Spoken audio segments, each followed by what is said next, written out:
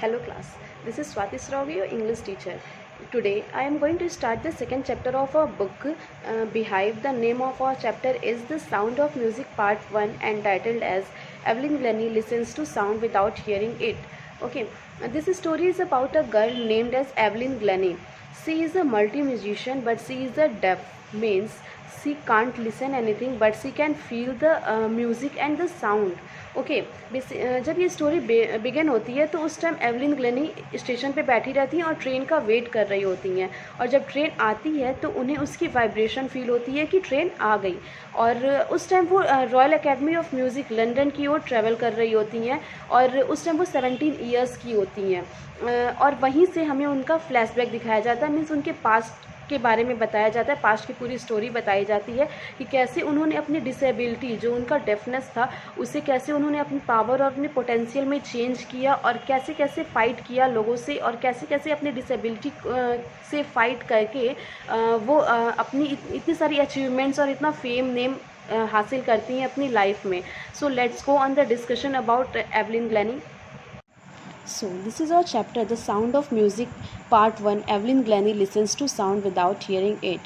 Okay, as I have told you that when the chapter starts, Evelyn Glennie was sitting at the railway station waiting for a train, and at that time she was travelling to Royal Academy of Music, London. Okay, so a slight girl looking younger than her 17 years was nervous yet excited as she felt the vibrations of the approaching train. It was her first day at the prestigious Royal Academy of Music in London, and daunting enough for any teenager fresh from a Scottish farm. Means जब वो उस time जब वो station पे बैठी रहती हैं और ट्रेन का वेट कर रही होती हैं, उस टाइम वो 17 ईयर्स की होती हैं बेसिकली, बट उनके फेस पे इतना इनोसेंस था कि उन्हें देख के ऐसा नहीं लग रहा था कि वो 17 ईयर्स की हैं. ठीक है, means she was looking younger than 17 years. और वो उनका फर्स्ट डे था Royal Academy of Music London में, उन्होंने वहाँ पे एडमिशन लिया था. ठीक है, and but this aspiring musician faced a bigger challenge than most. She was profoundly deaf. उस टाइम वो क्या थी, पूरी तरीके से डेफ थी, means she was unable to listen anything. Evelyn Glennie's loss of hearing had been gradual. उनका जो हियरिंग का लॉस हो रहा था वो धीरे धीरे हो रहा था, ग्रेजुअली हो रहा था. Her mother remembers noticing something was wrong when the 8-year-old Evelyn was waiting to play piano. They called her name and she didn't move. I suddenly realized she hadn't heard, says Isabel Glennie. Okay, Isabel Glennie is the mother of Evelyn Glenny. तो उनकी mother को ये तब realise होता है जब वो 8 साल की होती हैं, तो उन्हें फ़र्स्ट टाइम ये रियलाइज़ होता है कि एवलिन ग्लेनी के अंदर कुछ प्रॉब्लम है. तो जब एवलिन ग्लेनी पियानो बजाने का इंतज़ार कर रही थी, तो उस टाइम उनकी मदर उन्हें आवाज़ लगाती हैं और वो उस पर कुछ रिस्पॉन्स नहीं करती हैं. For quite a while Evelyn manage to conceal her growing deafness from her friends and teachers. But समय बीतता गया और एवलिन किसी भी तरह ये मैनेज करती रही लोगों से छिपाने में कि उनको हियरिंग में प्रॉब्लम है, उन्हें सुनने में प्रॉब्लम है. But by the time she was 11, her marks had deteriorated and her headmistress urged her parents to take her to a specialist.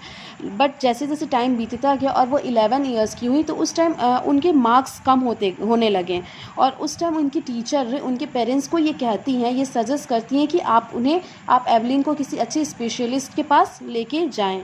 So, it was then discovered that her hearing was severely impaired as a result of gradual nerve damage. They were advised that she should be fitted with hearing aids and sent to a school for the deaf. Everything suddenly looked black, says Evelyn. So, when her teacher advised to her parents that they should consult to a specialist, when her parents consulted to a specialist, then they got to know that due to the weakness of her nervuses, she is going deaf day by day, and at one day she will be profoundly deaf. तो उनके parents को जब ये पता चलता है कि एक दिन वो पूरी तरीके से डेफ हो जाएंगी, और उन्हें ये सजेस्ट किया जाता है कि अब उन्हें उसका एडमिशन किसी डेफ स्कूल में करा देना चाहिए, एक ऐसी स्कूल जो कि डेफ पर्सनस के लिए बनाई गई रहती हैं. तो एवलिन कहती हैं कि उस टाइम उनके लिए सब कुछ ब्लैक हो गया था, सब कुछ खाली हो गया था, but Evelyn was not going to give up, she was determined to lead a normal life and pursue her interest in music. तो एवलिन ये डिसाइड करती है कि वो गिव अप नहीं करेंगी, वो हिम्मत नहीं हारेंगी, और वो भी अपनी लाइफ कैसे जिएंगी, नॉर्मली जैसे पर्सन जीते हैं वैसे ही स्पेंड करेंगी अपनी लाइफ को, और उनका जो म्यूज़िक में इंटरेस्ट था वो उसे ही परस्यू करेंगी। One day she noticed a girl playing a xylophone and decided that she wanted to play it too. Most of the teachers discouraged her, but percussionist Ron Forbes spotted her potential. She began by tuning two large drums to different notes. He began by tuning two large drums to different notes. Don't listen through your ears, he would say. Try to sense it some other way, says Evelyn. Suddenly, I realized I could feel the higher drum from the waist up and the lower one from the waist down. Forbes repeated the exercise, and soon Evelyn discovered that she should sense certain notes in the different parts of her body. तो क्या होता है, Evelyn एक दिन अचानक से जब Evelyn किसी गर्ल को जाइलोफोन बजाते हुए सुनती है तो वो सोचती है कि उसे भी ये म्यूज़िकल इंस्ट्रूमेंट बजाना है, बट उसके जो जितने भी टीचर्स रहते हैं वो सब उसे डिस्करेज करते हैं, कोई उसे उतना इनकरेज नहीं कर पाता है जितना कि उसके एक म्यूजिशियन रॉन फॉब्स रहते हैं, उसके म्यूज़िक के टीचर, वो उसे बहुत इनकरेज करते हैं और वो उसे कहते हैं कि मैं 2 ड्रम बीट करूँगा और इसे अपने कानों के थ्रू सुनना नहीं है, तुम्हें इसे फील करना है अपने बॉडी के through.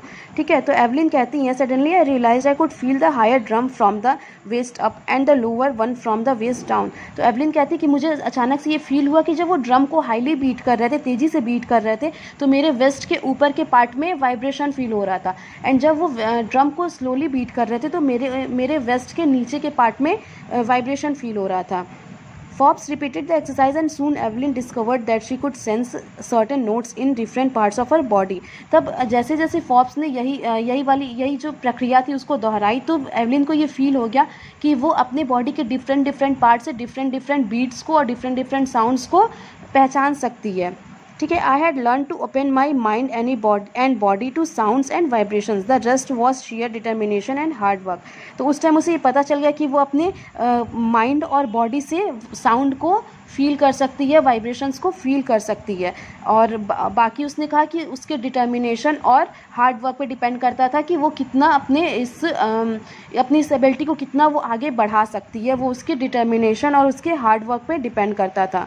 She never looked back from that point onward. She toured the United Kingdom with a youth orchestra, and by the time she was 16, she had decided to make music her life. She auditioned for the Royal Academy of Music and scored one of the highest marks in the history of the Academy. तो वो कहती है कि उसने कभी हार नहीं मानी, और वो जब तक वो 16 ईयर्स की थी उस टाइम तक उसने अपने ऑर्केस्ट्रा बैंड के साथ कई फॉरेन कंट्रीज़ का भी टूर कर लिया था, और उसने रॉयल एकेडमी ऑफ म्यूज़िक में ऑडिशन दिया था, और उस टाइम उसने सबसे हाईएस्ट स्कोर गेन किए थे जितना कि आज तक किसी ने भी गेन नहीं किया था। She gradually moved from orchestral work to solo performances at the end of her 3-year course. She had captured most of the top awards. तो उस टाइम उसने डिसाइड किया कि अब वो ऑर्केस्ट्रा के साथ परफॉर्म नहीं करेगी और अब वो सोलो परफॉर्मेंसेस देना स्टार्ट करेगी, और अपने 3 years के कोर्स जो कि उसने रॉयल एकेडमी ऑफ म्यूज़िक में 3 years का कोर्स ज्वाइन किया था म्यूज़िक का, उसके एंड होते होते उसने बहुत सारे अवार्ड्स को गेन कर लिया था। And for all this, Evelyn won't accept any hint of heroic achievement. If you work hard and know where you are going, you will get there. And she got right to the top, the world's most sought after multi-percussionist with a mastery of some 1000 instruments and hectic international schedule. तो वो कहती हैं, Evelyn कहती है कि कभी भी हम अपने भाग्य से या फिर अपने फॉर्च्यून से कभी भी हम कुछ अच्छा हासिल नहीं कर सकते हैं। ये सब किस पर डिपेंड करता है, हमारे हार्ड वर्क पे डिपेंड करता है। अगर हम सोच लेते हैं कि हमें ये हासिल करना है तो हम वो हासिल करके रहेंगे, और इसी उम्मीद के साथ और इसी एक्सपेक्टेशन खुद के साथ जो उनकी एक्सपेक्टेशन थी उसी के साथ वो आगे बढ़ती जाती हैं, और एट द एंड वो मल्टी म्यूजिशियन बन जाती हैं, और एक मल्टी म्यूजिशियन जो कि थाउजेंड ऑफ म्यूज़िकल इंस्ट्रूमेंट भी प्ले कर सकता है। It is intriguing to watch Evelyn function so effortlessly without hearing. In our 2 hour discussion, she never missed a word. Men with bushy ears give me trouble. She laughed. तो एक बार 2 घंटे की कोई शायद इंटरव्यू या फिर कोई डिस्कशन चल रहा था, वहाँ पे लोग ये रियलाइज़ करते हैं कि एवलिन बहुत एकदम एफर्टलेसली बोल रही थी, एकदम फ्लॉलेसली बोल रही थी, और उन्हें अपने डीफनेस की वजह से कोई भी प्रॉब्लम नहीं हो रही थी बोलने या सुनने या समझने में लोगों को। ठीक है, वहाँ पे वो मजाक में कहती हैं कि जो मैन जिनके बियर्ड होते हैं उनको समझने में उन्हें प्रॉब्लम होती है। It is not just watching the lips, it's the whole face, especially the eyes. She speaks flawlessly with a Scottish lilt. My speech is clear because I could hear till I was 11, she says, but that doesn't explain how she managed to learn French and master basic Japanese. Okay, वो कहती है कि जो bearded person रहते हैं उनको समझने में उन्हें प्रॉब्लम होती है क्योंकि वो उनके लिप्स को, फेस को और उनकी आइज़ के एक्सप्रेशंस को पहचान नहीं पाती हैं। ठीक है, और वो कहती हैं कि वो इतना फ्लॉलेसली स्कॉटिश इसलिए बोल लेती है क्योंकि वो जब तक 11 ईयर्स की थी तब तक वो सुनने में एबल थी, मीन्स तब तक वो सुन सकती थी।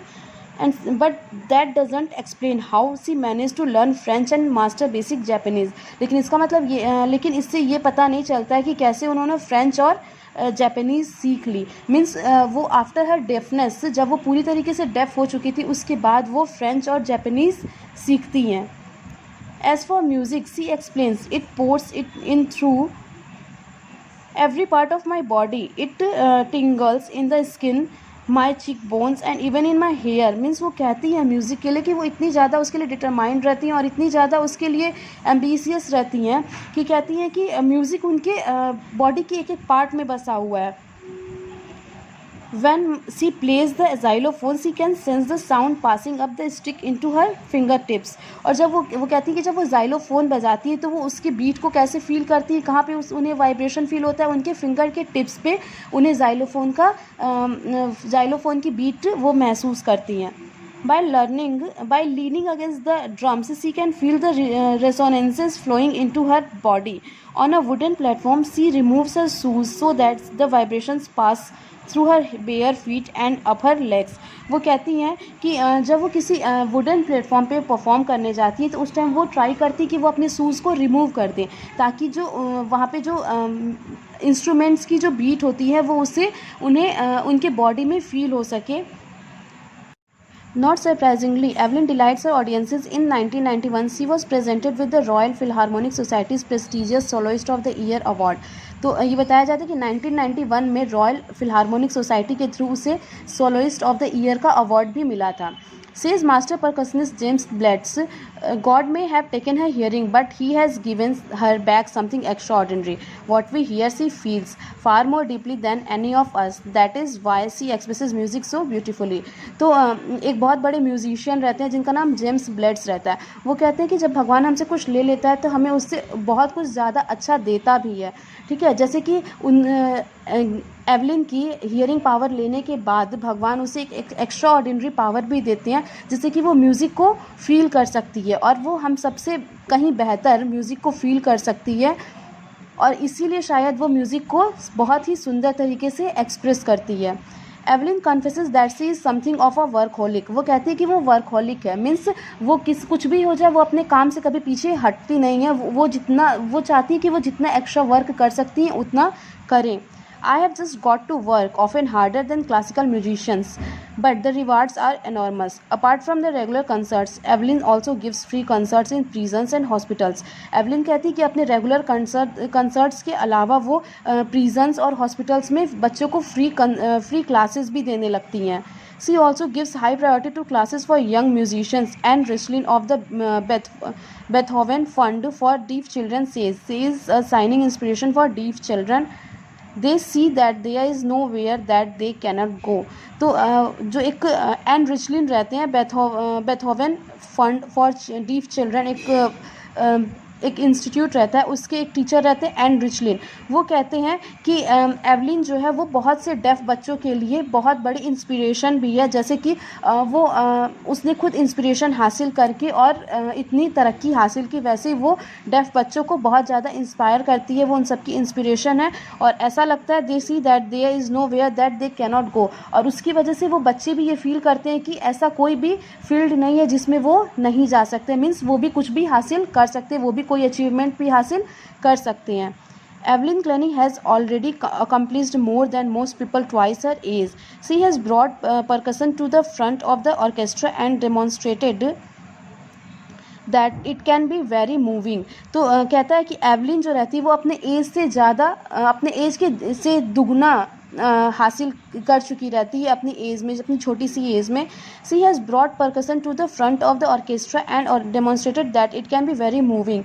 सी has given inspiration to those who are handicapped people who look to her and says if she can do it I can and not the least. She has given enormous pleasure to millions. तो कहते हैं कि वो बहुत से handicapped people के लिए क्या रहती है, एक इंस्पिरेशन रहती है, और लोग उससे देख के ये सोचते हैं कि अगर वो कर सकती है इतनी डिसेबिलिटी के बावजूद तो हम भी कर सकते हैं। And not the least she has given enormous pleasure to millions. और इसमें कोई शक नहीं है कि उसने अपने म्यूज़िक के थ्रू बहुत से लोगों को प्लेजर, बहुत से लोगों को खुशियाँ प्रदान की है, बहुत से लोगों को सूद किया है अपने म्यूज़िक से। ठीक है।